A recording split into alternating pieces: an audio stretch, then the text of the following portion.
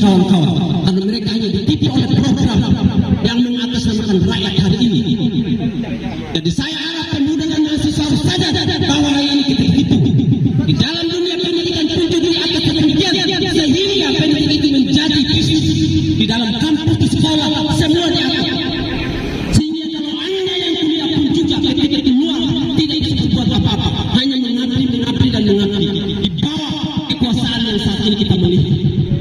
Kita tidak diberikan kesempatan untuk kita berdaulat, kawan-kawan. Cara berpikir untuk kita bagaimana mengelola sumber daya air kita hari ini. Maka hari ini kita memperingati Hari Guru Internasional. Kita harus menyampaikan kepada publik, kepada seluruh masyarakat, supaya masyarakat tahu bahwa hari ini negeri kita tidak baik-baik saja. Negara kita hari ini tidak baik-baik, tetapi hari ini kita ditindak. Sumber daya alam kita dikuasai, kawan-kawan. Hari ini kau kuliah di sini, besok pulang rumahmu sudah busuk karena hanya untuk investasi. Kawan-kawan, kawan-kawan yang ada di Pubabu juga hari ini menjadi korban. Perkuat dan perluas persatuan mahasiswa dan seluruh sektor rakyat tertindas, perhebat gelora perjuangan massa melawan segala kebijakan anti rakyat. Kupang, Nusa Tenggara Timur, DimensiTVnews.com.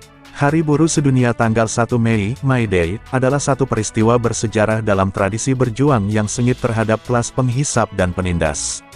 Keteguhan sikap, pengorbanan, serta disiplin membaja dalam perjuangan yang bergelora membuahkan hasil yang hingga saat ini dapat dinikmati oleh rakyat di seluruh penjuru dunia. Salah satu kemenangan besar yang diraih adalah penetapan jam kerja bagi kaum buruh, 8 jam sehari dan 40 jam seminggu, 5 hari kerja, yang sebelumnya harus bekerja dengan jam kerja yang packin 12-16 jam bahkan bisa mencapai 18 jam sehari, namun cukup bekerja 8 jam sehari dan mempunyai banyak waktu yang lebih banyak bagi keluarga serta mengembangkan kebudayaannya. Dalam momentum May Day 2024, Aliansi Mahasiswa Floba Morata AMF Kupang mengangkat isu agraria, situasi pekerjaan migran dan situasi pendidikan. Hasil kajian AMF Kupang bahwa Nusa Tenggara Timur saat ini dikepung oleh berbagai bentuk investasi, yang berorientasi monopoli tanah dan penggusuran baik lahan, hutan maupun rumah masyarakat melalui proyek strategis nasional dan turunannya. Hal demikian tercermin ketika NTT dijadikan sebagai pulau geotermal utamanya di Flores Raya. Penetapan tersebut tentunya tanpa musyawarah dan sosialisasi kepada seluruh rakyat yang berada di titik lokasi yang ditentukan, sehingga mayoritas masyarakat yang di desa kampungnya masuk dalam lokasi yang ditetapkan terus melakukan perlawanan, hingga saat ini seperti perlawanan di Waesano, Kecamatan Sanunggoang, Manggarai Barat dan masyarakat Pocoleok, di Kabupaten Manggarai. Tidak dipungkiri bahwa Nusa Tenggara Timur menjadi salah satu provinsi tertinggi dalam konflik agraria dan menjadi predikat provinsi darurat agraria, utamanya di Kabupaten Timor Tengah Selatan. Program Reforman Agraria, RA, dan Perhutanan Sosial, PS, yang digadang-gadangkan oleh rezim Jokowi selama 2 periode, justru berbanding terbalik dengan kampanye yang pemerintah sampaikan. Pada kenyataannya, program tersebut dijalankan melalui hadil monopoli dan pemerasan tanah hutan milik masyarakat termasuk masyarakat adat.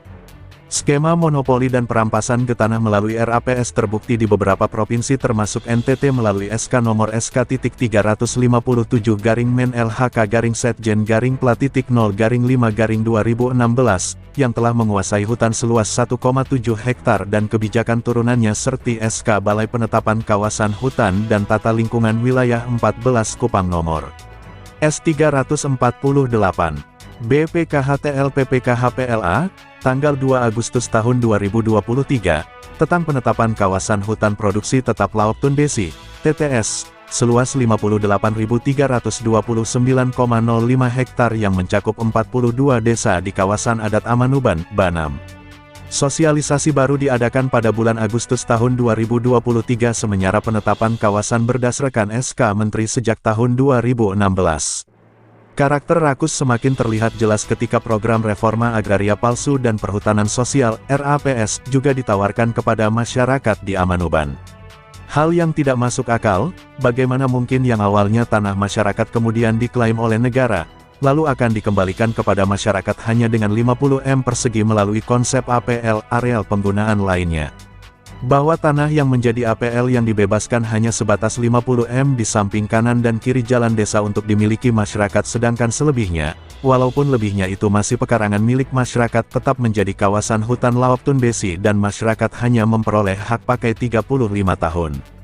Pengklaiman dan konsep APL tersebut menunjukkan bagaimana kerasukan negara dalam merampas tanah rakyat lalu seolah-olah ingin memberikan tanah kepada masyarakat yang hakikat tanah tersebut adalah hasil rampasan dari tanah masyarakat. Logika konyol yang hakikat mengusir masyarakat secara sistematis di atas tanah yang mereka punya nenek moyang perjuangkan dengan darah dan bahkan nyawa.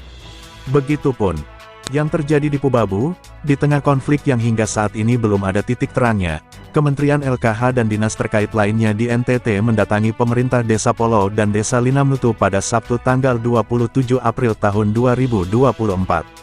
Dalam kunjungan tersebut KLHK menyampaikan bahwa hutan Besipai akan dijalankan program perhutanan sosial, melalui skema hutan D. Dalam masifnya perampasan tanah di Nusa Tenggara Timur, membuat banyak petani kehilangan pekerjaan dan tak ada jaminan hidup untuk tetap berlahan di pedesaan. Hal demikian juga telah berdampak pada migrasi baik itu di dalam negeri maupun di luar negeri. Dengan kata lain, migrasi yang dilakukan masyarakat NTT dalam keadaan terpaksa karena desakan ekonomi hingga sedikit PMI asal NTT dipulangkan dalam keadaan tak bernyawa. Di tahun 2024, periode Januari-April terdapat 26 PMI yang meninggal di luar negeri. Banyaknya PMI yang dipulangkan dalam keadaan tak bernyawa ini menjadi bukti yang kesekian kalinya bahwa negara tidak punya perhatian dan lepas tangan atas keamanan dan keselamatan PMI. Sektor pendidikan juga sangat mempengaruhi masyarakat melakukan migrasi paksa, bahkan banyak masyarakat NTT yang melakukan migrasi ke luar negeri melalui jalur non-prosedural, namun hingga saat ini kasus human trafficking tidak ditangani secara serius oleh negara. Calo aktor dalam human trafficking memanfaatkan masyarakat NTT yang terdesak secara ekonomi dan minimnya edukasi tentang human trafficking untuk terus melakukan perekrutan dan pengiriman tenaga kerja secara non-prosedural ilegal. Sementara yang berkaitan dengan kebijakan batasan usia dan pendidikan, banyak dari mereka, baik korban PMI itu sendiri maupun keluarganya, yang tidak mengetahui kebijakan tersebut, sehingga mudah saja identitas mereka dipalsukan oleh calo P3MI yang merekrutnya. Sementara situasi pendidikan di NTT terus mengalami kenaikan biaya kuliah. Hal demikian terbukti ketika orang tua calon mahasiswa melakukan aksi demonstrasi di depan Rektorat Undana Kupang, karena UKT yang ditetapkan oleh Undana dinilai terlalu mahal. Namun Undana tidak sedikit pun memberikan keringanan bagi calon mahasiswa untuk meringankan biaya kuliah. Bahkan sudah ada yang dinyatakan lulus masuk Undana, namun banyak dari mereka yang lebih memilih tidak melanjutkan pendidikan dikarenakan ketidakmampuan orang tua. Harapan yang besar dimiliki oleh setiap anak lulusan SMA, SMK, SMA di NTT untuk melanjutkan pendidikan ke jenjang yang lebih tinggi justru dimanfaatkan oleh beberapa oknum politisi. Oknum tersebut beserta kaki tangannya menyampaikan informasi di wilayah Kabupaten Belu, Malaka dan TTS bahwa ada kuliah gratis dan beasiswa sebesar 5,7 juta bagi siswa SMA yang ingin berkuliah. Setelah penyebaran informasi banyak dari orang tua siswa yang ingin menyekolahkan anaknya ke jenjang yang lebih tinggi, namun politisi dan kaki tangannya melakukan pungutan sebesar 1-3 juta pada setiap calon mahasiswa. Bukti dan kronologi terlampir, namun hingga saat ini, 1 tahun beasiswa yang dimaksud tidak berkunjung datang. Justeru para korban tetap membayar uang SKS registrasi, dan bahkan sebagian dari korban telah kembali ke kampung karena tidak sanggup untuk membayar biaya dan kebutuhan selama di Kupang. Atas situasi tersebut, kami yang tergabung dalam Aliansi Mahasiswa Floba Morata Kupang menyatakan sikap sebagai berikut. 1. Cabut SK nomor S348. BPKHTL PPKHPLA, tanggal 2 Agustus tahun 2023 tentang penetapan hutan produksi Lawak Tunbesi dan SK KLKH nomor SK 357 Menlek Setjen Pla 0/5 2016 tentang penetapan luas kawasan hutan di NTT. 2. Kembalikan hutan adat Pubabu dan hentikan seluruh aktivitas sebelum adanya penyelesaian kasus. 3. Cabut SKESDM nomor 2268 tahun 2017 tentang penetapan Pulau Flores sebagai pulau geotermal. 4. Hentikan skema perhutanan sosial yang hakikat merampas tanah rakyat di NTT. 5. Segera adili dan tangkap pelaku penipuan terhadap mahasiswa Universitas Muhammadiyah Kupang yang menjanjikan mendapatkan beasiswa, dan telah melakukan pungutan liar sebesar 1 sampai 3 juta. 6. Selesaikan kasus human trafficking di NTT. 7. Segera selesaikan pembangunan SMK di Pulau Komodo.